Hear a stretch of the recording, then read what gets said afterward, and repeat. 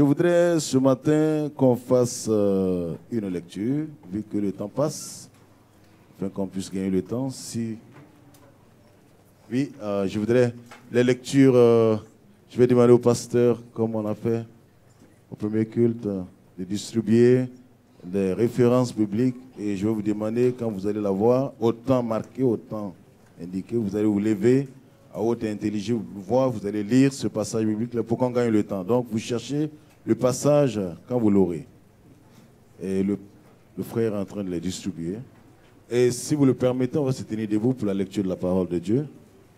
On lira dans Actes au chapitre 20, du verset 22 au verset 24, et Actes au chapitre 21, verset 10 à 14. On dit les deux références. Acte 20, verset 22 à 24.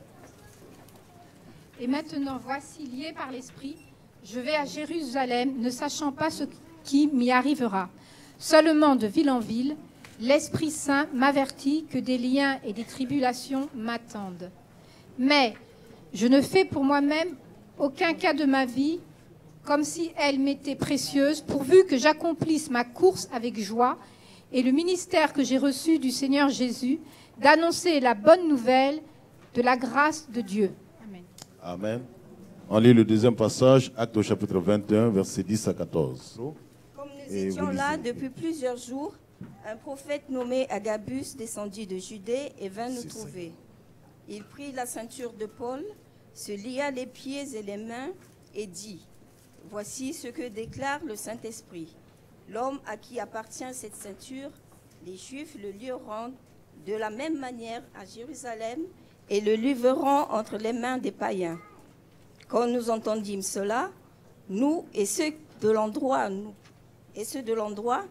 nous priâmes Paul de ne pas monter à Jérusalem.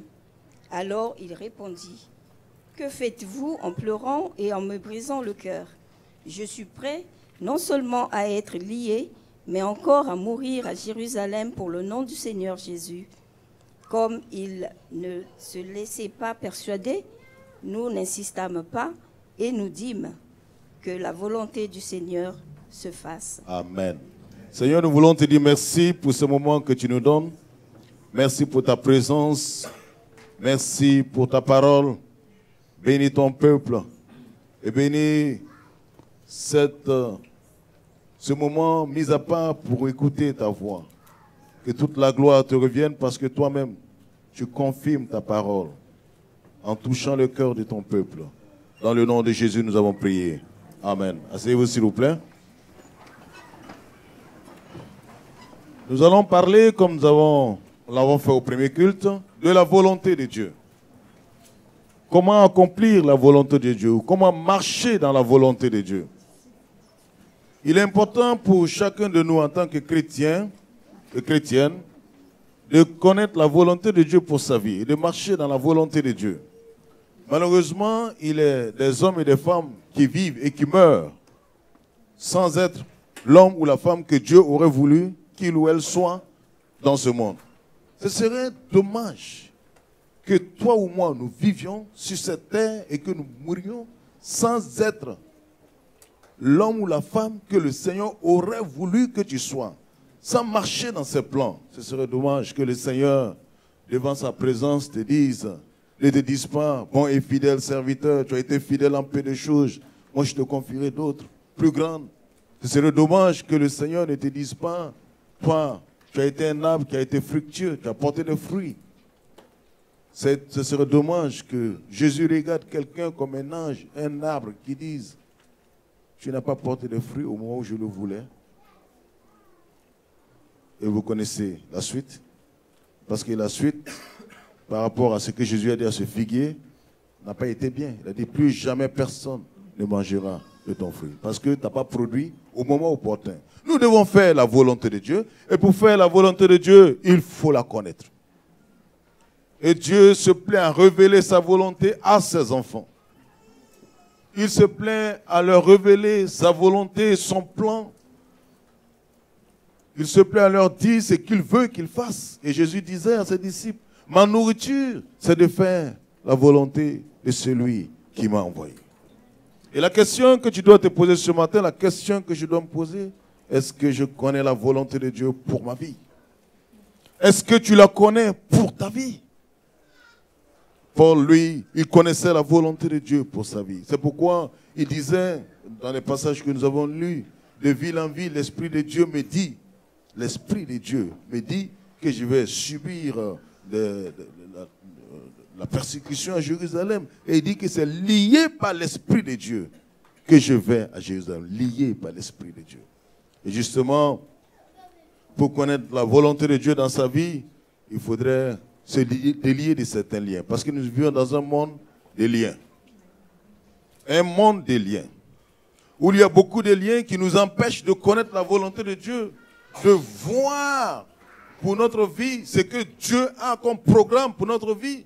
Nous sommes liés.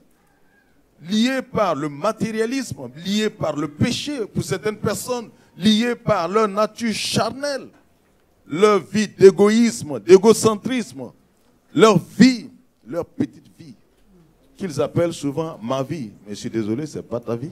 Tu n'as pas de vie. Gloire à Dieu. Ça t'a été prêté, ça m'a été prêté. Et un jour, je vais rendre compte à celui qui m'a prêté cette vie-là de comment j'aurais vécu sur cette terre. Et c'est important de savoir que nous devons nous délier de ces choses pour être liés par l'Esprit. Le seul lien qui vaille dans notre vie, c'est quand on est lié par l'Esprit de Dieu. Amen. Et ne soit pas lié par les choses du monde, de la chair. La Bible dit, n'aimez point le monde, ni les choses qui sont dans le monde. Parce que toutes ces choses vont un jour passer. Lié par l'Esprit, je vais à Jérusalem, ne sachant pas ce qui va arriver. Nous voyons que cette volonté de Dieu qui a été révélée à Paul, il a une révélation partielle parce qu'il dit, je ne sais pas ce qui va arriver là-bas. Tout ce que je sais, c'est que je dois être à Jérusalem. Maintenant, la suite, je ne sais pas. Je sais que je serai lié à Jérusalem. Ça m'a été révélé. Mais je ne sais pas après. Et pour connaître vraiment la volonté de Dieu, il faut marcher dans l'obéissance. Quelquefois, ça se fait étape par étape. Tu obéis un pas à la fois. C'est pourquoi quelqu'un a dit que quand Dieu dit que sa parole est une lampe, ça veut dire que il nous montre le schéma au fur et à mesure qu'on marche. Ce n'est pas un projecteur, ce n'est pas une torche, c'est une lampe. Et ça a besoin de la foi. La foi de celui qui marche pour croire que celui qui l'a appelé est fidèle pour le garder, même dans l'obscurité, même quand il ne sait pas ce qui va arriver, même quand les choses ne sont pas tellement claires devant lui, qu'il marche par la foi, parce que c'est ça aussi, l'homme de Dieu, le juste, vivra par la foi. Paul dit, je vais. Et le premier obstacle qui va se présenter devant Paul, parce qu'il y a toujours des obstacles quand nous voulons faire la volonté de Dieu, il y aura toujours des obstacles. Et le premier obstacle qui va se présenter devant Paul, c'est l'amour de ses frères. L'amour des bien-aimés. Quelquefois, dans notre vie, ceux qui nous aiment constituent quelquefois un obstacle. Oh non, ma chérie, tu ne feras pas ça. Tu veux te consacrer pour l'œuvre de Dieu. Oh non, tu ne feras pas ça. Tu ne me feras pas ça. Oh mon chéri, tu veux être pasteur. C'est ce que tu as dit. Mais tu ne peux pas me faire ça. C'est pas ce qu'on avait dit avant. Mais tu sais comment les femmes, les épouses des pasteurs souffrent. C'est ce que tu veux pour moi. Mais incroyable. Mon fils, tu ne feras pas ça. Ah, mais tu veux donner autant d'argent pour la construction de l'île. Mais incroyable, tu ne sais pas qu'on en a besoin. Les larmes des bien-aimés. Je disais au premier culte hier, quand j'étais prêt pour aller à l'école publique, c'était en 1989, dans mon pays, pour la première fois. Il y a eu une réunion des familles. Ils se sont tous réunis, mon père, ma mère, mes frères, tout le monde. Et ils m'ont mis au milieu. Ils ont dit, François, tu ne feras pas ça. Tout sauf ça. On ne t'a pas mis à l'école pour finir comme pasteur. Mais comment? Tu as vu les autres pasteurs, comment ils sont au Burkina Faso? Effectivement, c'était la misère personnalisée quand tu les voyais, ces gens-là. Et tu crois que nous, on t'a mis à l'école pour que toi, tu vives de la quête. Quand les gens se rassemblent le dimanche, ils mettent différents. Et c'est ça que tu veux? C'est une vie comme ça, là? Ils n'ont rien compris, ils n'avaient rien compris. Mais ils ont utilisé les mots qu'il fallait pour me décourager. On ne t'a pas mis à l'école pour ça. On ne te veut pas là. Et ils ont utilisé aussi mes amis pour leur dire, il faut lui dire que ce n'est pas la seule manière de servir le Seigneur. On peut travailler, servir le Seigneur, mais servir, être pasteur. Mais on ne sait pas quelle mouche l'a piqué pour qu'il puisse avoir. Et je suis parti quand même. Je suis parti en 89, je n'avais pas ma famille, je n'ai pas l'accord de ma famille, mais ce n'était pas leur accord qui importait. Parce que le Seigneur, sachant que ça allait être aussi difficile, m'a vraiment préparé pendant des années. Et j'ai eu cette conviction que le Seigneur me voulait là. Et c'est là que je suis parti. 89, 2016, ça fait un peu longtemps. Mais aujourd'hui, les hommes les plus heureux, c'est eux. Parce qu'ils ont un fils pasteur, ils sont contents. Ils sont contents parce que... Maintenant, ils sont contents. Mais j'aurais pu me laisser arrêter par ces larmes-là. Parfois, les larmes des bien-aimés constituent des obstacles. Et Paul a dit, non, ne faites pas ça. N'augmentez pas ma souffrance. Laissez-moi aller. Parce que je ne fais de ma vie aucun cas. Comme si elle m'était précieuse. Pourvu que j'accomplisse la volonté de Dieu. Même s'il faut que ça me coûte la vie. Pourvu que j'accomplisse la volonté de Dieu. Aujourd'hui, nous avons un christianisme qui est tourné vers les bénédictions. C'est ce que Dieu peut faire, c'est ce que Dieu va faire. Mais qu'est-ce que toi tu fais? Toi, qu'est-ce que tu fais pour ton Dieu? Il est mort pour toi à la croix. Toi, tu fais quoi pour lui? Il a tout donné pour toi. Toi, tu donnes quoi? Il a tellement... Il t'a béni. Toi, tu fais quoi pour lui? Dans cette église où tu es béni, qu'est-ce que tu fais? Qu'est-ce que tu fais? Il y a une évangélisation qui est programmée. Qu'est-ce que tu feras? Vas-tu te mettre en mouvement pour que d'autres aussi soient sauvés comme toi? Veux-tu que le royaume de ton Dieu s'élargisse? Alors ne sois pas un spectateur dans la maison de Dieu. Dans une église, tout le monde doit œuvrer pour que l'église aille de l'avant. Gloire à Dieu. Nous voyons ici que l'obstacle qui s'est présenté à lui, il l'a relevé. Il a dit non, laissez-moi partir. Gloire à Dieu. Si toi tu t'es laissé arrêter, il faut que tu réfléchisses. Lève-toi et marche dans la volonté de ton Dieu. Il faut payer le prix. Ton Dieu te bénira. Le deuxième obstacle, nous le lisons dans Actes au chapitre 23, à partir du verset 12 jusqu'au verset 16. Si quelqu'un a le passage. Un deuxième obstacle qui s'élève devant Paul. Et cet obstacle-là, nous l'aurons dans notre vie. Un obstacle de taille qui va se dresser pour l'empêcher de faire la volonté de Dieu. Notre sœur va nous lire ce passage qui est dans Actes au chapitre 23, à partir du verset 12 jusqu'au verset 16. Allez-y, ma sœur. Je lis la parole de Dieu. Quand le jour fut venu, les Juifs formèrent un complot et firent des imprécations contre eux-mêmes en disant qu'ils s'abstiendraient de manger et de boire jusqu'à ce qu'ils aient tué Paul. Ceux qui formèrent ce complot étaient plus de 40, et ils allèrent trouver les principaux sacrificateurs et les anciens auxquels ils dirent : nous nous sommes engagés avec des imprécations contre nous-mêmes à ne rien manger jusqu'à ce que nous ayons tué Paul. Mais vous donc, maintenant, adressez-vous avec le Sénédrin au tribun pour qu'il l'amène devant vous comme si vous vouliez examiner sa cause, plus exactement, et nous, avant qu'il approche, nous sommes prêts à le tuer. Le fils de la sœur de Paul, ayant eu connaissance du guet-apens, alla dans la forteresse en informer Paul. Amen. Merci. Gloire à Dieu. Nous voyons que le deuxième obstacle qui va se dresser devant lui, c'est la méchanceté des hommes. La méchanceté des hommes. Les hommes méchants. Plus de 40 personnes. Paul n'a fait aucun mal à aucun d'eux. Rien. Il n'a même pas adressé la parole à ces gens-là. Mais ils ont décidé de gêner, peut-être de prier. Le texte ne le dit pas. Mais comme ils le font au nom de Dieu et pour Dieu, comme les choses sont faites au nom de Dieu et pour Dieu, ils le font au nom de ce Dieu d'amour là. il faut qu'on tue Paul. Et ils l'ont fait avec imprécation. Ça veut dire qu'ils se sont maudits. Si on ne le tue pas, que ceci ou cela nous arrive. Mais si vous lisez le chapitre 23, verset 11, là-bas il est dit, la nuit suivante, le Seigneur apparut à Paul et lui dit, prends courage, car de même que tu as rendu témoignage de moi dans Jérusalem, il faut que tu rendes témoignage de moi dans Rome. Ça veut dire que Jésus se révèle à Paul dans la prison pour lui dire, c'est pas fini. Tu es venu à Jérusalem, mais toi tu dois aller maintenant à Rome. Il lui montre sa pleine volonté. Je te conduirai à Rome.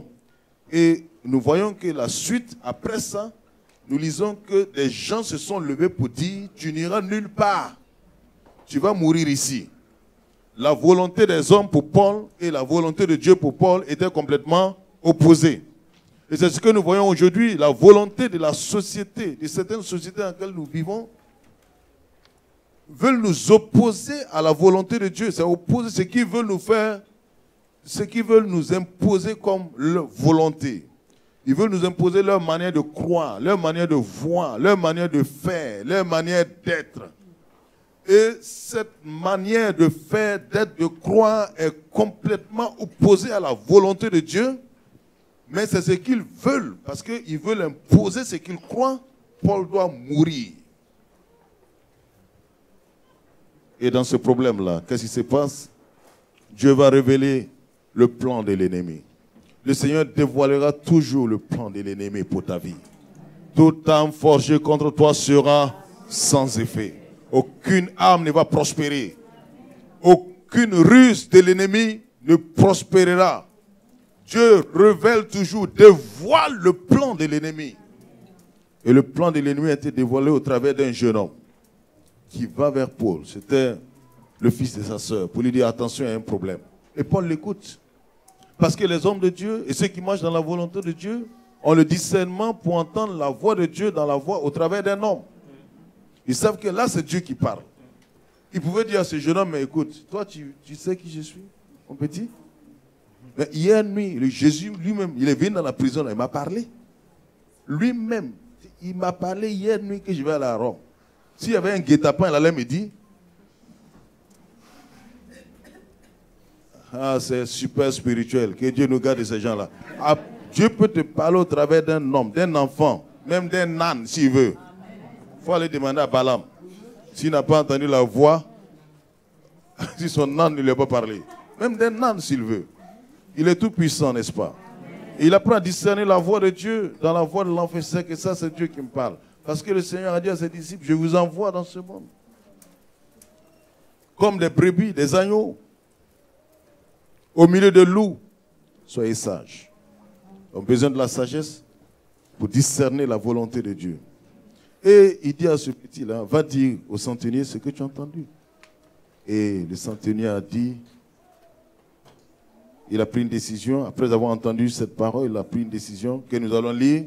Nous lisons dans Actes chapitre 23, versets 23 à 24, rapidement s'il vous plaît.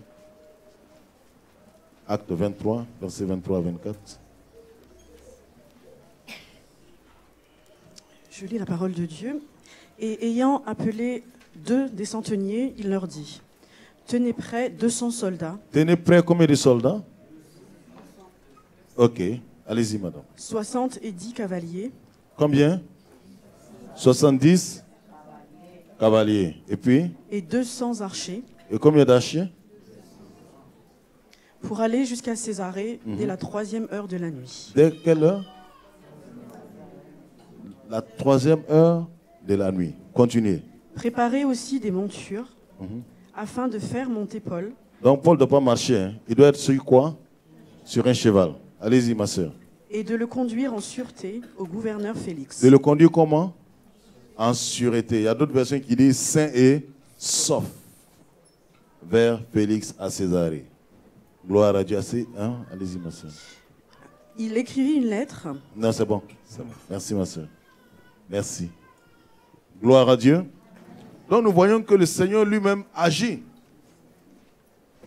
Il y a 470 soldats qui ont été mobilisés. 470 pour conduire Paul hors de Jérusalem.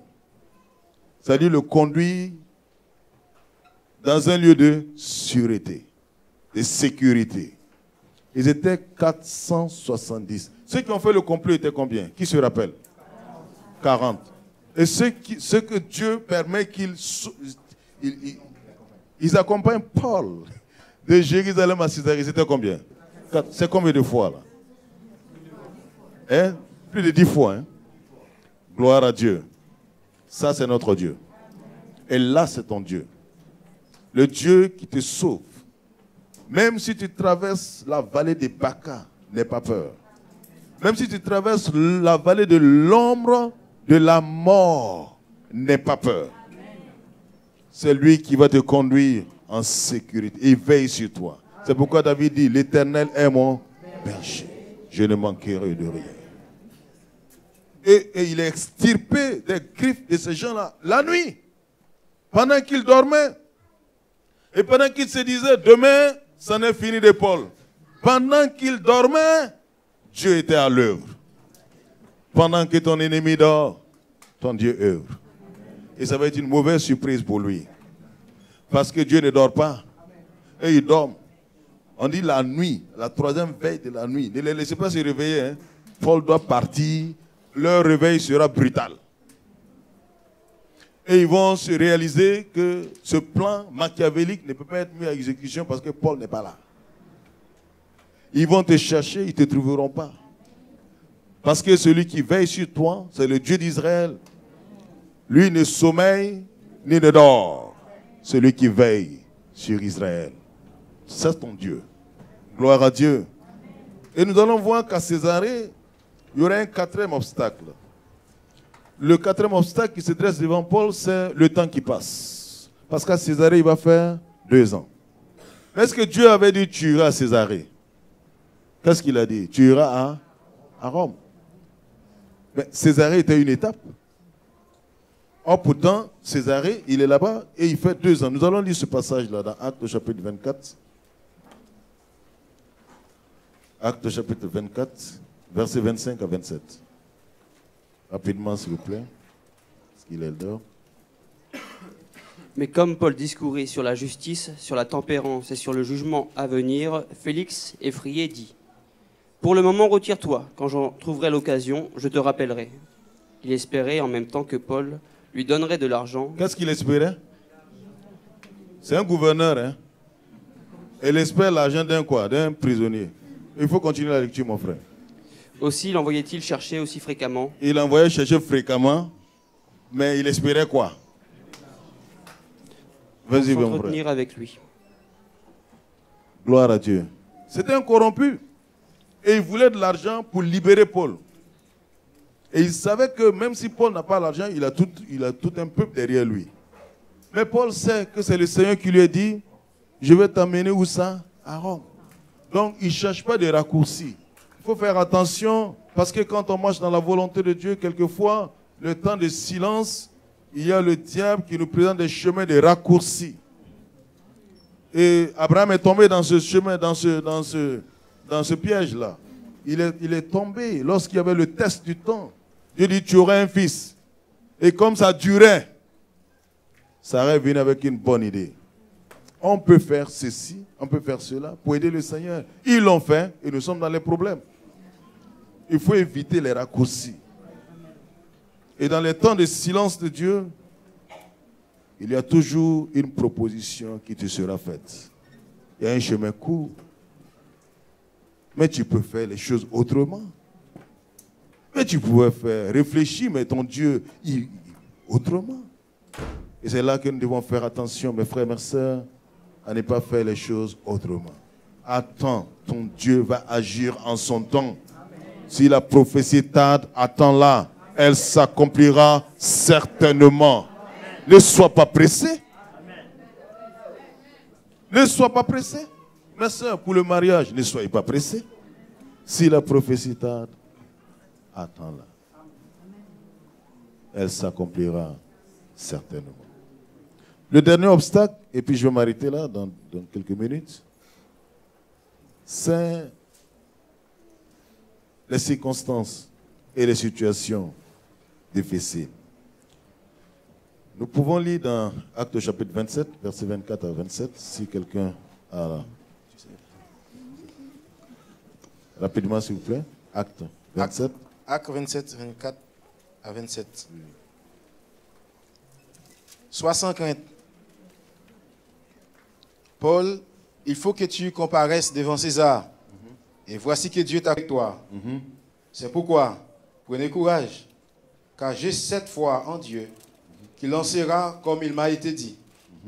Nous devons échouer sur une île quelconque.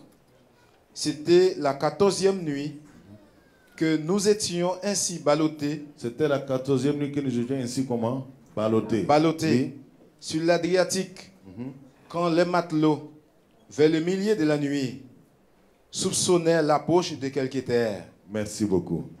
Nous allons voir ici que, en réalité, Félix, ce gouverneur corrompu, va être remplacé. Parce que quand il y a un obstacle sur ton chemin, Dieu l'enlève. Dieu n'a pas dit César, Dieu a dit Rome. Donc, comme il y avait un obstacle, c'était Félix là, la Bible nous dit que Félix a été remplacé par Festus.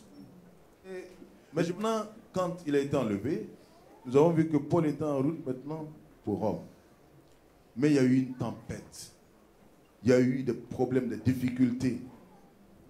Mais dans ces problèmes, dans ces difficultés, c'est là que nous avons lu, notre frère a lu, le passage où un ange apparaît à Paul dans la nuit pour lui dire, prends courage, t'inquiète pas. Toi, malgré ces difficultés-là, tu iras à Rome. Et le Seigneur te donne ceux qui sont dans tout ce bateau-là. Ils ne mourront pas. À cause de toi, grâce à toi, ils ne vont pas mourir. Ils sont sous ta protection. On te donne l'autorité sur ce bateau. Et depuis ce temps, Paul est devenu le capitaine du bateau. Mais il y a un problème. Parce que quand l'ange est venu donner cette bonne nouvelle et qu'il est parti, le bateau était toujours ballotté par les vents. Parce que Paul dit, ça fait 14 jours qu'on est toujours ballotté par le vent. Mais la question que moi je me suis toujours posée quand j'ai lu ce texte, mais l'ange là, pourquoi il n'a pas arrêté la tempête en même temps? Il dit, prends courage, et il laisse le type encore dans cette tempête. Et ça fait 14 jours qu'ils n'ont pas vu le soleil, n'ont pas vu la lune, il est parti sans arrêter la tempête. Mais mon frère, ma soeur, même dans la tempête, il est Dieu. Ce n'est pas toutes les tempêtes qui vont se calmer avant que Dieu... Non, même dans la tempête, il veut que tu t'accroches à lui, que tu crois en lui. Amen. Ne regarde pas aux circonstances, ne regarde pas aux situations. Il ne faut pas dire parce que ce sont des difficultés, je ne suis pas dans le plan de Dieu, ce n'est pas vrai. Être dans les difficultés, dans la tempête, ne veut pas dire que tu n'es pas dans le plan de Dieu. Quand Jésus a dit à Pierre, viens, il n'a pas arrêté la tempête avant de lui dire, viens. Non. Le vent faisait toujours son travail quand Pierre est sorti du bateau. Et d'ailleurs, c'est quand il a vu que ça soufflait fort, il y avait des vagues, qu'il a commencé à avoir peur. Dieu nous veut, même dans la tempête, que nous marchions par la foi. Il ne faut pas regarder aux difficultés. Regarde à ton Dieu. Ce n'est pas parce que le soleil, le ciel est couvert de nuages qu'il n'y a pas de soleil là-haut. Hein? Non. Ton Rédempteur est vivant. Et il s'élèvera le dernier sur la terre des hommes. Il est l'alpha et l'oméga, il a le premier mot et il aura toujours le dernier mot. Ça, c'est ton Dieu. Et quand tu marches dans la volonté de Dieu, tu es immortel. Jusqu'à ce que tu accomplisses l'œuvre de Dieu et que Dieu dise, viens à la maison te reposer. Sinon, tu es intouchable. Amen. Invincible. C'est pourquoi Paul a dit, nous sommes plus que vainqueurs. Il a cherché un mot pour qualifier. Trouver un mot. Quelqu'un qui est au-dessus de la victoire, on l'appelle comment? Il n'a pas trop dit qu'on est plus que vainqueurs. Toi, si tu as le mot là, apprends-nous. Mais en tout cas, Paul veut dire que la victoire, on l'a encore plus, on l'aura toujours. Et c'est en ce moment que dans ce vent, dans ces problèmes, dans ces difficultés, dans ce monde de faux jugement, parce que Paul va être mal jugé, il sort de la barque qui a été brisée, il est mordu par un serpent, on dit non, mais c'est un mauvais type. Mais comment? Il a échappé à la justice divine de l'eau là. Maintenant, c'est un serpent qui l'a mal jugé. Mais après, tout de suite, ils ont changé d'avis. Hein? Ils ont dit, c'est un Dieu. Amen. Ils vont changer d'avis à ton sujet. Amen. Ils vont changer d'avis tout de suite, tu vas voir. Parce que les choses vont prendre un tournant où ton Dieu va se manifester puissamment dans ta vie. Si tu marches dans sa volonté. Et la parole de Dieu nous dit finalement dans Luc 28, dans Actes chapitre 28, verset 14, qui va nous faire la lecture. Actes 28, 14, c'est la dernière lecture et je vais m'arrêter là. Je lis la parole au nom de Jésus. Où nous trouvâmes des frères qui nous prièrent de passer 7 jours avec eux. Et c'est ainsi que nous allâmes à Rome. C'est ainsi que nous allâmes à Rome. Regardez, hein, quelqu'un qui est en prison, et Dieu lui dit, tu vas aller à Rome. Il pouvait se dire, mais comment? Comment un prisonnier va faire un voyage? Mais le Seigneur l'envoie là-bas lui-même. Tu vas accomplir le plan de Dieu. Tu vas arriver. Malgré les difficultés, les soucis, tes problèmes économiques, financiers, ne t'inquiète pas, tu as un Dieu. Ne regarde pas aux circonstances et aux situations de difficulté. Regarde à ton Dieu.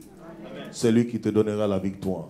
Si tu es découragé ce matin, sache que tu es un Dieu qui a un message pour toi, un message d'espoir, et qui veut que tu te relèves et que tu mettes ta foi en lui, parce que la parole de Dieu dit que le juste vivra par la foi, pas par les choses qu'il voit. Et ceux qui ont vécu par la foi, qui ont vu l'invisible, la Bible dit que la terre même n'était pas digne de porter ces gens-là. Tellement qu'ils étaient remplis de foi. Ils voyaient ce que les autres ne voyaient pas. Ces hommes-là ont remporté la victoire sur ce monde. Ils l'ont vaincu. Ils l'ont vaincu par le sang de l'agneau et par le témoignage de leur bouche. Nous allons vaincre. Et nous serons toujours victorieux si nous marchons dans la volonté de Dieu. Nous allons prier le Seigneur. Tenez-vous debout, s'il vous plaît. Nous allons prier le Seigneur.